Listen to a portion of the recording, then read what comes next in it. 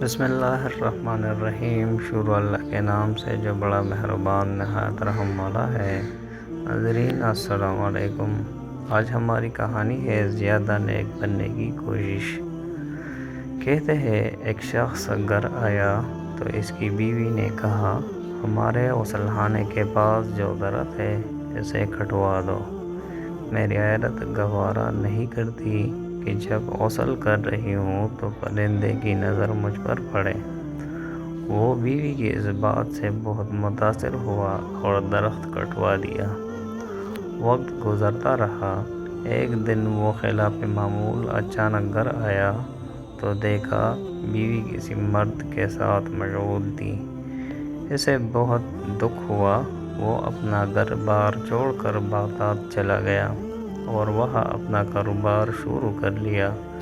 اللہ نے کاروبار میں خوب برکت دی اور اپنے روز افزا کا کاروبار کی بدولت وہ بغداد کے سرکردہ شہریوں میں شمار ہونے لگا، یہاں تک کہ بغداد کے کوتوال تک رسائی بھی حاصل کر لی۔ ایک دن کوتوال کے گھر چوری ہو گئی۔ پولیس نے مجرم کا سراغ لگانے اور پکڑنے کی بہت کوشش کی لیکن ناکام رہا۔ اس نے دیکھا کہ ایک شیخ کا کوتوال کے گھر آنا جانا ہے اور کوتوال ان کی بے حد تعظیم کرتا تھا، لیکن ایک بات اس کی سمجھ میں نہیں آتی تھی کہ شیخ آدھے پاؤں پر چلتے ہیں، پورا پاؤں زمین پر کیوں نہیں رکھتے؟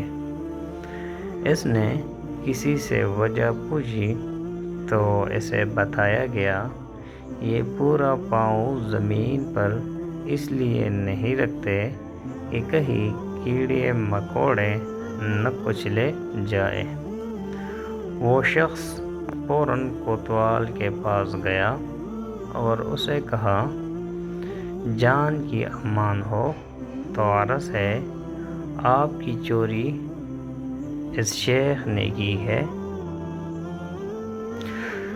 جب تحقیق کی گئی تو مال مسرقہ اسی شیخ سے برآمد ہوا تو کوتوال نے حیرانی سے کہا، ہم نے تو کبھی سوچا بھی نہیں تھا کہ یہ شیخ بھی ایسا کر سکتے ہیں، تمہیں کیسے معلوم ہوا؟